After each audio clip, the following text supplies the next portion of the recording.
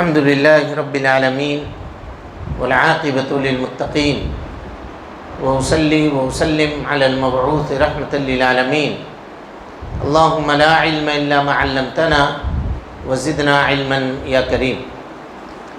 حاضرین گرامی، دوستو، بزرگوں اور ساتھیوں، بخاری شریف کتاب الصلاۃ کی احادیث کی تشریح آپ کے سامنے چل رہی ہے۔ کل کے درس میں رکوع کے بعد اطمینان سے کھڑے ہونے کے تعلق سے آپ کے سامنے گفتگو کی گئی تھی۔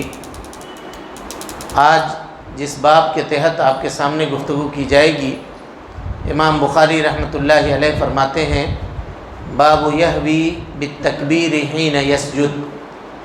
آدمی جب سجدہ کرنے کا ارادہ کرے نماز میں، یعنی رکوع سے سر اٹھانے کے بعد سجدے کی باری آتی ہے، تو جب آدمی سجدہ کرنا چاہے رکوع سے سر اٹھانے کے بعد، تو اسے چاہیے کہ وہ تکبیر کہتا ہوا جھکے۔ کچھ لوگوں کا یہ قول ہے کہ جب آدمی پورے طور پہ چلا جائے سجدے میں، جھک جائے، تب اس کو تکبیر کہنا چاہیے۔ تو یہ بات مناسب اور درست نہیں ہے۔ اس تکبیر کو کہتے ہیں تکبیر انتقال۔ کیا کہتے ہیں؟ تکبیر انتقال، یعنی ایک کیفیت سے دوسری کیفیت میں جانے کے لیے تکبیر کہنا۔ اور یہ نماز میں ہے، جب رکوع سے سر اٹھاتے ہیں تو سمیع اللہ لمن حمیدہ کہتے ہیں، باقی جب سجدہ کرنا ہوتا ہے تو اللہ اکبر کہہ کے سجدہ کرتے ہیں۔ تو اس کی کیفیت امام بخاری رحمۃ اللہ علیہ یہ کہہ رہے ہیں کہ جب امام جھکے تو جھکتے ہوئے تکبیر کہتے ہوئے وہ سجدے میں جائے۔ اس کے بعد کہتے ہیں وقال نافع، نافع کہتے ہیں کان ابن عمر یدع یدیہ قبل رکبتیہ۔ حضرت عبداللہ ابن عمر رضی اللہ تعالی عنہ سجدہ میں جب جاتے تو اپنے دونوں ہاتھوں کو پہلے زمین پہ رکھتے، اس کے بعد اپنے گھٹنوں کو رکھتے تھے۔ اس سلسلے میں ائمہ کرام کا اختلاف ہے، اور دو قول کے اوپر بہت مشہور اختلاف ہے۔ محدثین کرام اور فقہا میں امام مالک رحمۃ اللہ علیہ کا قول یہ ہے کہ آدمی جب سجدے میں جائے تو پہلے اپنے ہاتھ کو رکھے اور اس کے بعد گھٹنے کو رکھے۔ لیکن امام شافعی، امام احمد ابن حنبل اور اسی طریقے سے امام ابو حنیفہ رحمۃ اللہ علیہ کا قول یہ ہے کہ آدمی پہلے اپنے گھٹنے کو رکھے گا اور اس کے بعد اپنے دونوں ہاتھوں کو رکھے گا۔ دونوں کے پاس دلائل ہیں، دونوں کے پاس دلائل ہیں۔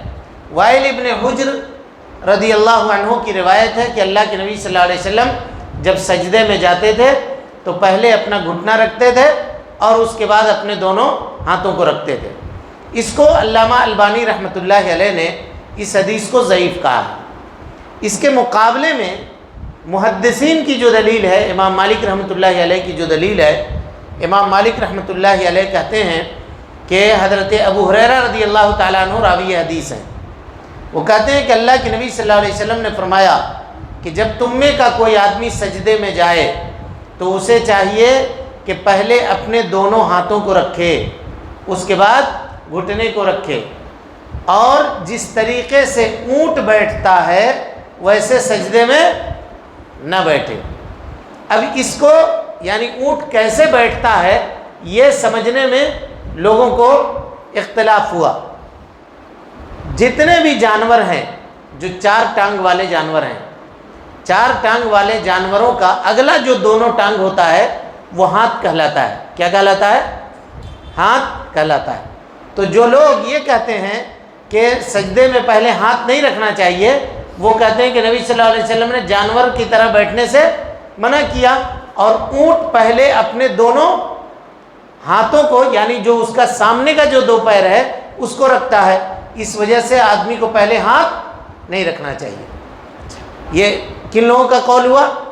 یہ ان لوگوں کا قول ہوا، امام شافعی کا، امام ابو حنیفہ رحمۃ اللہ علیہ، امام احمد ابن حنبل رحمۃ اللہ علیہ، جو کہتے ہیں کہ پہلے گھٹنا رکھنا چاہیے۔ جو لوگ کہتے ہیں کہ پہلے ہاتھ رکھنا چاہیے، ان کی دلیل کیا ہے؟ کہتے ہیں کہ اونٹ جب بیٹھتا ہے تو پہلے اپنا گھٹنا رکھتا ہے، اور نبی صلی اللہ علیہ وسلم نے گھٹنا رکھنے سے منع کیا۔ اونٹ کا گھٹنا اس کے ہاتھ میں ہوتا ہے، یعنی اس کے سامنے کے جو 2 پیر ہیں اس کا جو گھٹنا ہوتا ہے وہ ہے، اور اونٹ جب بیٹھتا ہے تو پہلے سامنے کا پیر فولڈ کرتا ہے اور گھٹنے کو زمین کے اوپر رکھتا ہے اور اس کے بعد پھر بیٹھتا ہے۔ لہذا جب آدمی سجدے میں جائے تو نبی صلی اللہ علیہ وسلم نے منع کیا کہ وہ آدمی کیا کرے؟ بولیے، ہاتھ کو رکھے، گھٹنے کو نہ رکھے، کیونکہ گھٹنا رکھنے سے یہ جانوروں سے مشابہت ہے جیسے اونٹ بیٹھتا ہے۔ مسئلہ سمجھ میں آ گیا ہوگا انشاءاللہ۔ اب یہاں ایک منہجی بات غور کیجیے گا، اس مسئلے میں امام شافعی رحمۃ اللہ علیہ، امام احمد بن حنبل رحمۃ اللہ علیہ اور امام ابو حنیفہ رحمۃ اللہ علیہ ایک طرف ہیں، اور امام مالک رحمۃ اللہ علیہ ایک طرف ہیں۔ جو لوگ یہ کہتے ہیں کہ اہل حدیث شافعی المسلک ہیں، یا جو یہ کہتے ہیں کہ اہل حدیث حنبلی المسلک ہیں، امام احمد بن حنبل کی تائید کرتے ہیں، تو ان کو یہ سمجھنا چاہیے کہ اہل حدیث اماموں کی بات سب کی مانتے ہیں، لیکن کب؟ جب وہ حدیث کے مطابق ہو۔ آپ معاصر علماء میں بھی شیخ ابن عثیمین، شیخ ابن باز اور دیگر علماء کرام کا بھی قول یہی ہے کہ آدمی جب سجدے میں جائے تو پہلے اپنے دونوں گھٹنوں کو رکھے۔ یہ لوگ بھی وہی کہتے ہیں، لیکن اس کے باوجود محققین اہل حدیث علماء یہ کہتے ہیں کہ نہیں، چاہے کسی بھی عالم کا قول کیوں نہ ہو، حدیث اگر صحیح ملی ہے تو ہم کو اس صحیح حدیث کے اوپر عمل کرنا ہے، لہذا پہلے گھٹنے کو نہیں رکھ کر کے پہلے دونوں ہاتھوں کو رکھنا ہے اور اس کے بعد گھٹنے کو زمین کے اوپر رکھنا ہے۔ یہ ہمارے مسلک کے صداقت کی دلیل ہے، اور ان لوگوں کا جواب ہے جو ہم کو یہ کہتے ہیں کہ ہم شافعی المسلک ہیں یا ہم حنبلی المسلک ہیں۔ ہم چاروں اماموں کو مانتے ہیں، کب؟ جب ان کی بات حدیث کے مطابق ہو۔ لیکن اگر کسی کی بات نبی صلی اللہ علیہ وسلم کے حدیث کے مطابق نہ ہوئی تو ہم اس میں بھی اس امام کی بات مانتے ہیں، کیونکہ امام نے یہی کہا ہے کہ اگر میری بات نبی صلی اللہ علیہ وسلم کے سنت سے ٹکرا جائے تو تم میری بات کو چھوڑ دینا، نبی صلی اللہ علیہ وسلم کی بات کو قبول کر لینا، نبی صلی اللہ علیہ وسلم کی بات کو مان لینا۔